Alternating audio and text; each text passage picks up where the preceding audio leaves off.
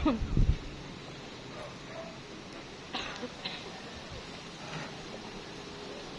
afternoon. This is the exciting part of every marriage or wedding ceremony. Yung makarinig tayo ng magandang message about the design of marriage. We will not talk about religion, what is makit ulo natin. But we will talk about the marriage design according to its own author, God. We will talk about God's law on marriage. And we will talk about the human laws on marriage. We will define marriage. Kasi marami hindi nakakaintindi ng marriage. Akala nila, pag nag-asawa lang, you are pleasing God. You are doing God a favor when you get married. No, it's not. That's not kapag nai-stress ng inyong pagsasama. So I will tell you the secret. Paano maging hindi stressful ang pag-asawa. I'll tell you a secret how to enjoy the perfect marriage. Do you believe in perfect marriage? Ha? Uy. No. Talaga? Wow. Nabuti naman kasi mga ibang weddings ko, puro iling eh. Hindi pa tapos yung question ko, umiiling na eh. Anong advantage if you believe in perfect marriage? Anong advantage? May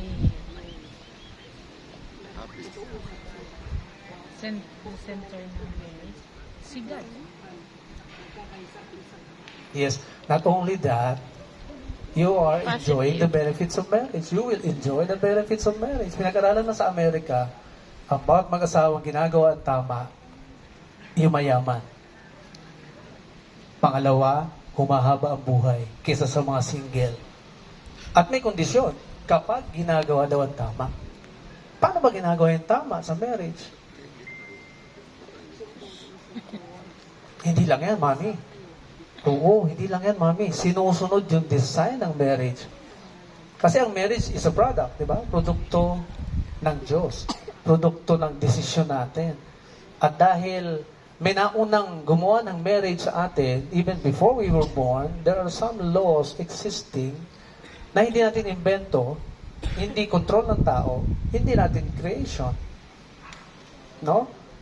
Yung halimbawa, yung mga bagay na nararamdaman mo sa marriage, na hindi mo naman invento, yung bang tipong, bakit ka nagagalit pag hindi ka pinapansin ng asawa mo? That's a natural feeling. Bakit ka nagagalit kapag iniinsulto ka ng wife mo? That's a natural feeling.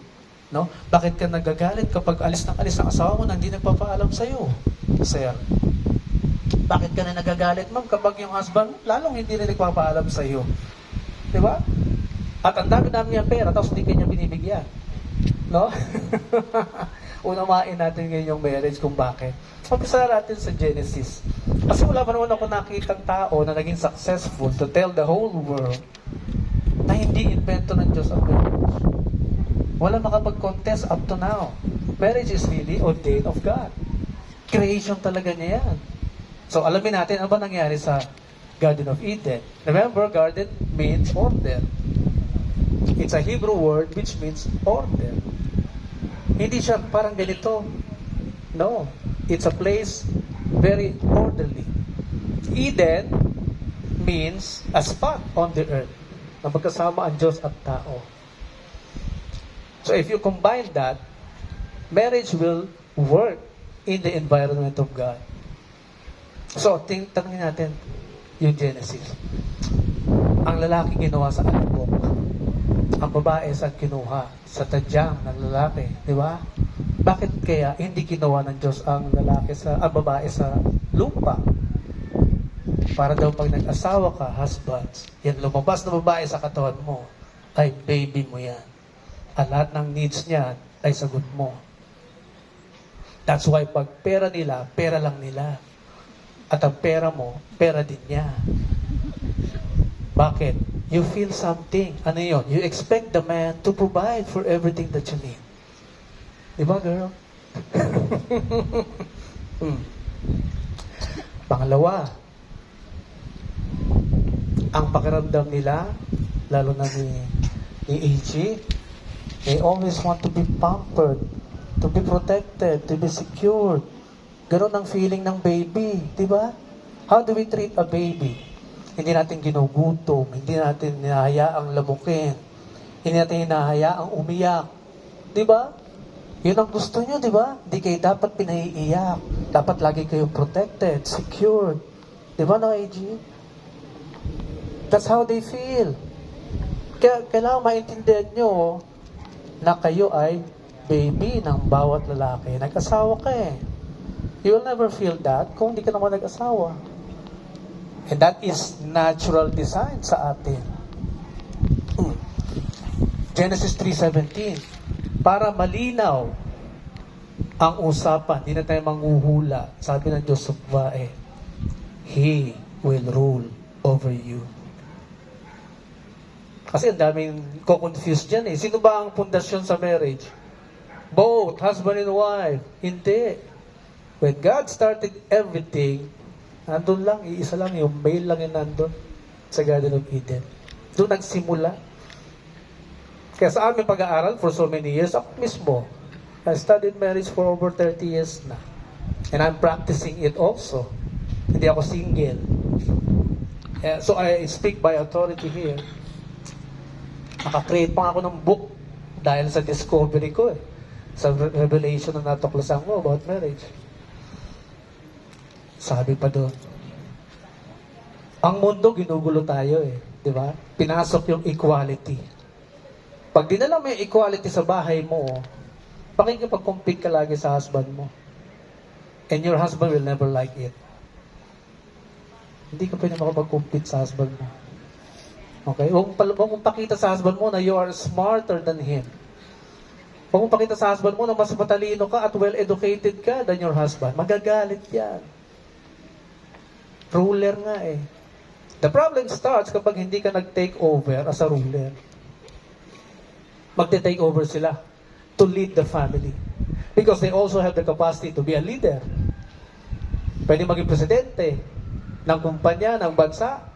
They are smarter also than everyone else. So pag nag-asawa ka, hindi ka nag-take the lead because yun ang utos ng Diyos to lead the family, they will take over. You'll never like it. Patatakbuhin nila pamilya ninyo. Sila magdidesisyon. You will never like it. Hindi ka matutuwa. Sooner or later, baka tanungin mo na yung asawa mo, teka muna, ba't ikaw lagi nasusunod ako, husband dito? Di ba? Yan yung mga natural feeling na hindi nyo makontrol. Because it's God's design. Yan ang template ng ating katawan the moment nag-asawa tayo. O what else?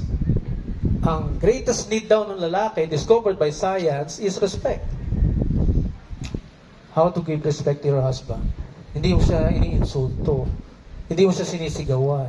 Hindi mo siya sinesermonan. Hindi mo sinasabi ang malaki yung sahod mo kaysa sa kanya. Etc. etc.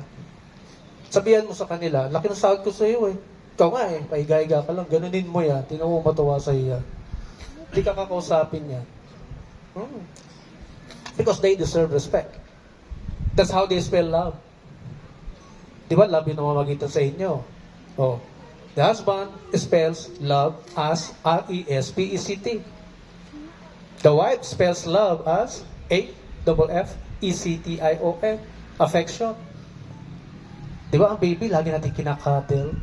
Lagi natin niya-hugs. So, the moment you stop hugging your wife, iisipin niya may iba ka na. Kaya hindi tinitigil ang pag-hugs sa wife. Ha, iyan? Scientifically discovered, they need it every day. Scientifically discovered din, husbands need respect every day.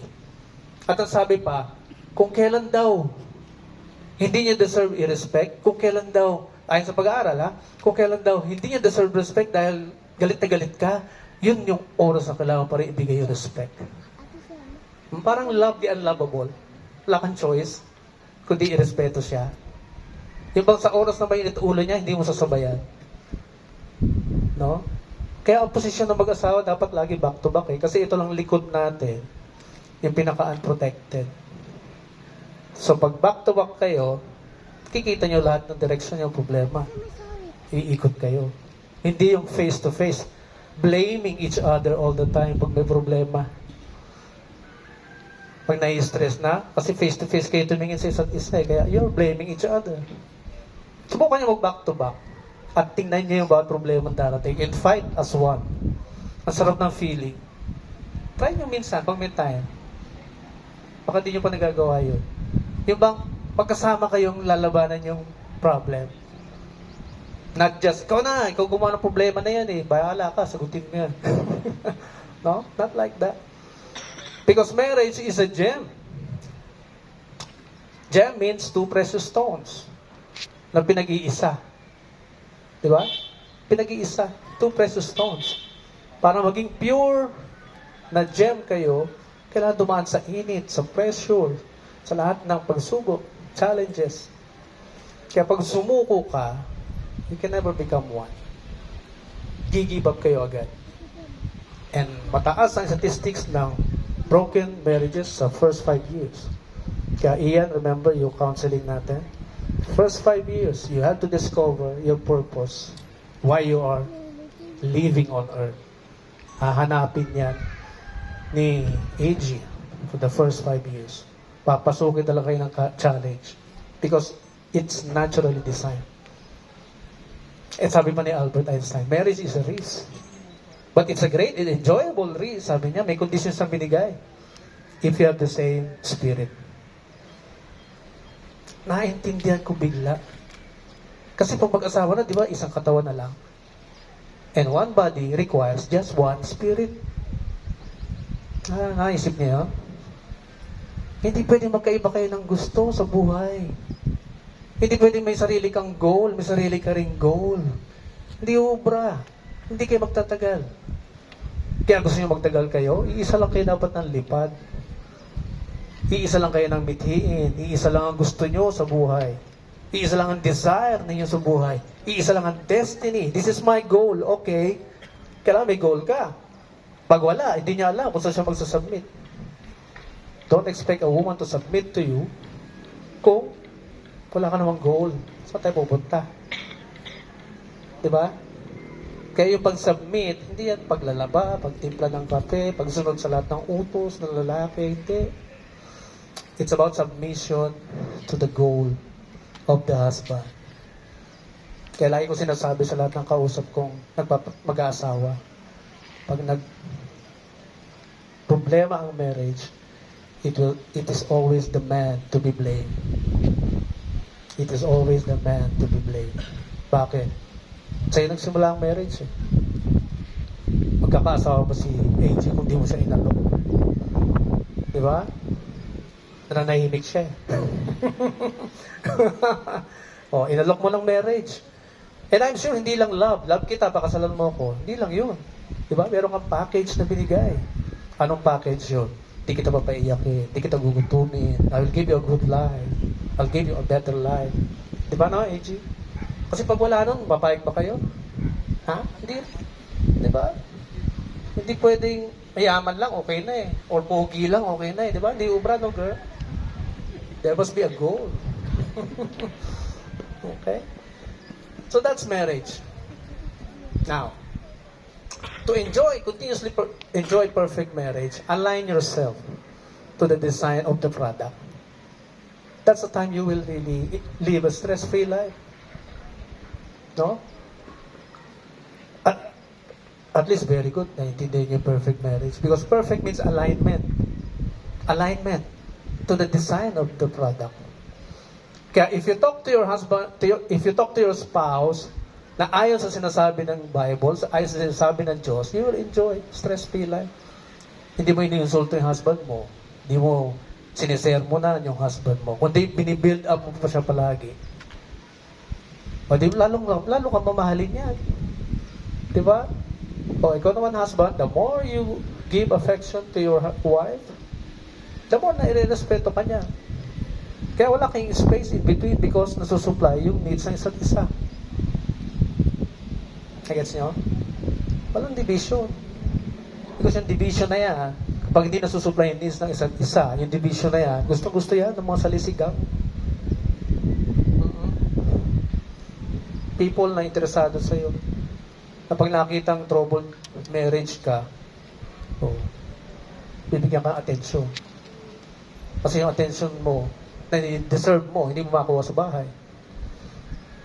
Okay? So be careful with that. So I hope marami na ako nasabi about marriage. No?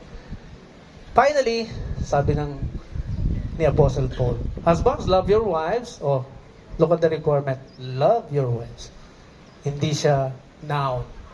It's a verb. You have to do something. No? And do not be harsh to them. And scientifically discovered, they were created to be emotional. Kaya hindi ka pwede magsalita ng harsh words sa babae. Yung bang kahit magluto yan, tapos sabihin mo maalat, harsh sa kanila yun. Di ba naman? Harsh sa inyo, di ba? Di na magluluto uli yan. Unang reaction mo, maalat. Harsh. So what's the secret? Learn how to communicate to your wife indirectly. Hindi mo pwedeng i-insist eh. Totoo naman eh. Hindi mo pwedeng i-insist. Hindi nga eh. Bawal nga eh. We cannot negotiate with God's law. Susunod ka lang talaga. They are emotional. So keep it very soft. May isang engineer sabi, oh, bilis ng isip, oh, honey, nag-sale ba yung asin ngayon? So, tawa na tawa yung audience. Nag-sale, oh, di ba? Hindi siya masakit, hindi siya direct. Di ba? Mami? Oh, hindi direkta. Kahit na tumubaya, pag sinabi mong mataba, bawal din. Bawal din. Bawal. Anything harsh, bawal.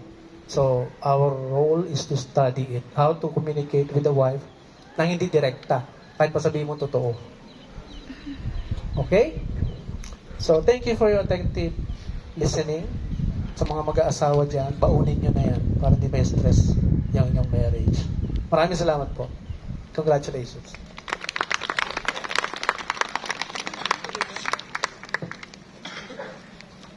So since we don't have any symbols, we will proceed to the formal blessing. Ian and AG, please stand here again, face to face. Bababa lang muna yun.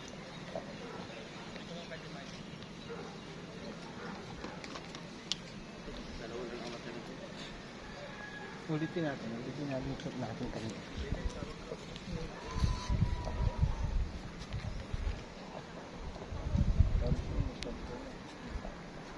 Ian and AG, these are the hands of your best friend. Pwede bang may music ng konti? Instrumental. Instrumental lang, soft.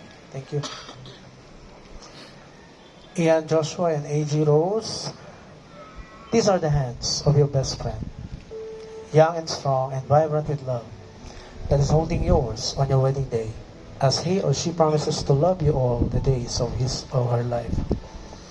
These are the hands that will work alongside yours, as together you build your future, as you laugh and cry, as you share your innermost secrets and dreams. These are the hands that will work long hours for you and your new family. These are the hands that will passionately love you and cherish you through the years for a lifetime of happiness. These are the hands that will countless time wipe the tears from your eyes, tears of sorrow and tears of joy. These are the hands that will hold each child in tender love, soothing them through illness and hurt, supporting and encouraging them along the way, and knowing when it is time to let go. These are the hands that will hold you tight as you struggle through difficult times. And these are the hands that will comfort you when you are sick, or console you when you are grieving. Let's have a prayer all together. Please stand.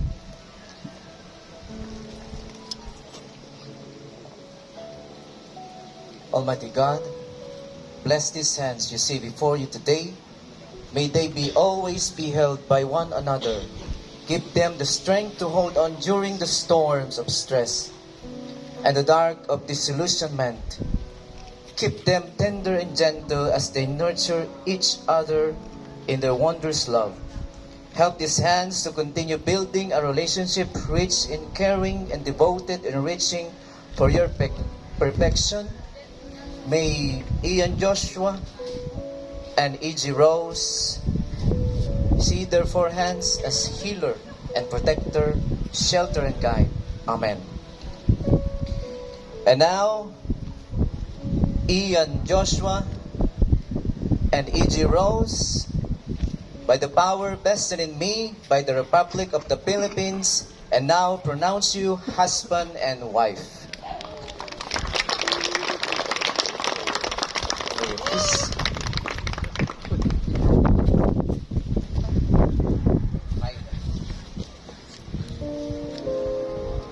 Okay.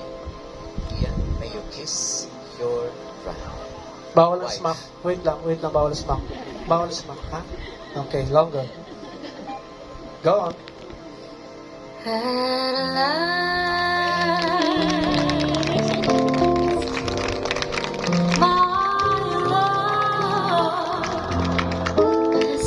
Nakunan ba, sir? Nakunan? Hindi na masyado nakunan. One more. Inhale.